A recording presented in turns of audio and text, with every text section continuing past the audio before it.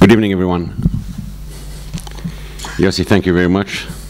Hadas, Gadi, Jiva Initiative, I appreciate the fact that you gave me this honor to be with my friend Bernard and my friend Yossi, Christoph, Ambassador Rosh,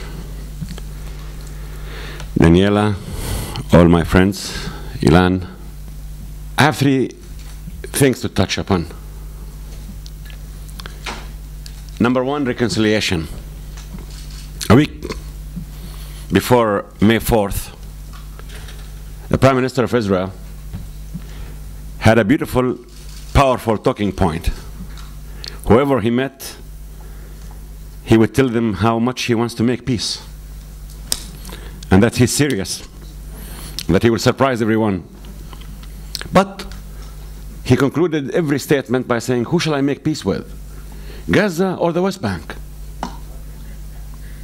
And the Bernard Kouchners on earth used to come to us and tell us, he has a point.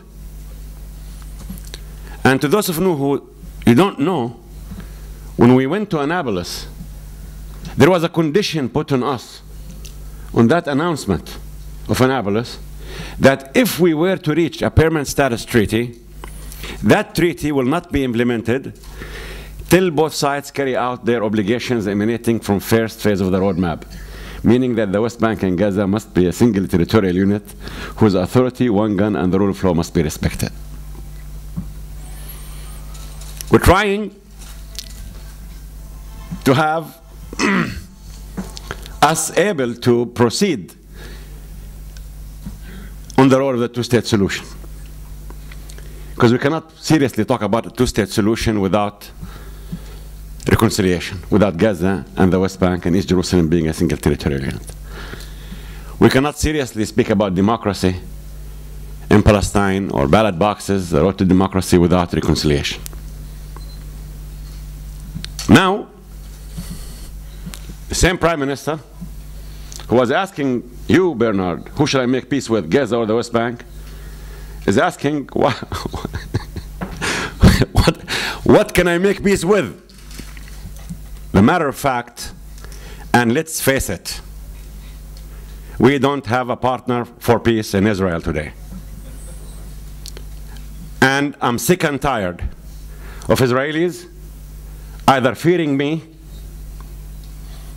or being ashamed because of what they did to me, or ignoring me. I'm sick and tired of people wanting to know all the time what's good for me. And people wanted to dictate on me in the negotiations as if I have a neon in my forehead saying stupid, and I need some people to guide me in the way I define and design my life. I believe negotiations with you are over. Really. Negotiations between Palestinians and Israelis are over. Maps were exchanged, positions were exchanged. It's not only the Geneva Initiative, it's the Mahmoud Abbas, Olmert's formulas. The Prime Minister of Israel offered to take from the West Bank 6.5% of the land in exchange for 5.8%. And he said the 0.7 will be a safe passage between the West Bank and Gaza. And he totaled the 100% size of the 1967 borders. Abu Mazen countered that offer with a swap of 1.9%. You don't need negotiators today. If the 6.5 is too much and the 1.19 is too little, what's the bridging proposal? Decisions. That's what's needed. You don't need to reinvent the wheel. You don't need to eat the apple from the start. Do we have a partner to make a decision in Israel?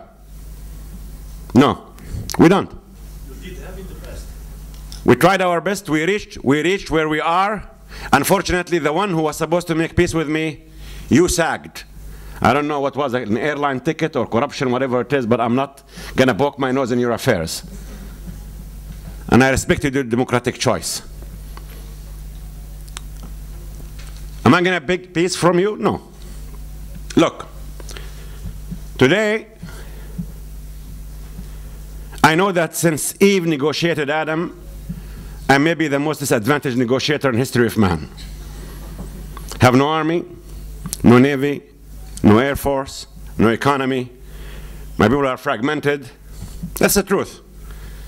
If it's any of your wars in the Congress, Senate, French Parliament, Europe, I'm dead, I'm cost-free. And who said life is about fairness and justice? Having said all of this, I know that you're a nation who has 3,000 fighting planes, 5,000 tanks, nuclear weapons, whatever. You have three options. Number one is my option. 2 states on the 1967 lines with mutually agreed swaps. Jerusalem serving as the capital of 2 states. It can remain open. A just and agreed solution to refugees. Security arrangements. And we advanced very much in this line. That's my option. But if you really think that Jericho, my hometown, should be called Jericho, and Nablus should be called Shechem, and you want to refer to me as Mar Caricat instead of Sayyid Caricat, talk to me about it. I come from Jericho, that's my constituency.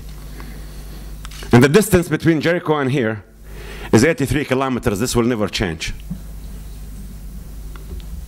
Once I say, talk to me about the river Jordan to the Mediterranean, and you can call Jericho, Jericho, Nablus, Shechem, Mar, Sa'ib, Caricat, Jerusalem, Yerushalayim, whatever. You would look at me and tell me, you evil Palestinians, you want to undermine the Jewish nature of Israel.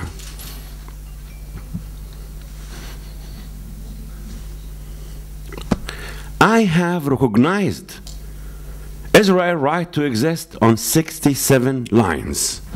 78% of historic Mediterranean Palestine. We have accepted the concept of swaps of land in size and value. What more can we do? I haven't heard an Israeli prime minister, whether this one or the one before him or that before him, saying that we recognize the state of Palestine to live in peace and security on 1967 line next to the state of Israel. Have you ever heard an Israeli government that have recognized the state of Palestine? Now, the road to September, my God, it sounds like The Exorcist or Jaws. It should have music and so on. It's so scary. It's tsunami for the geniuses in Israel. What?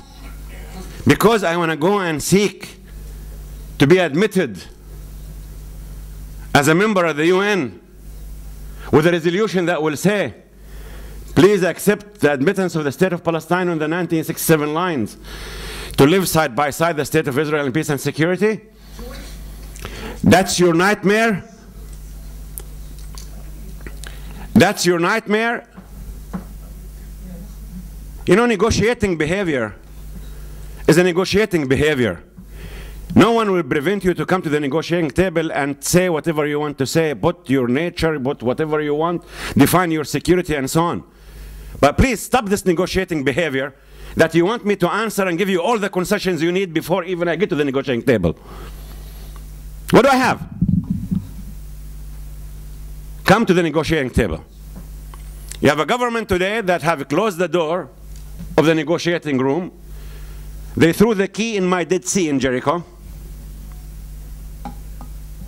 They refused to stop settlements for 2-3 months.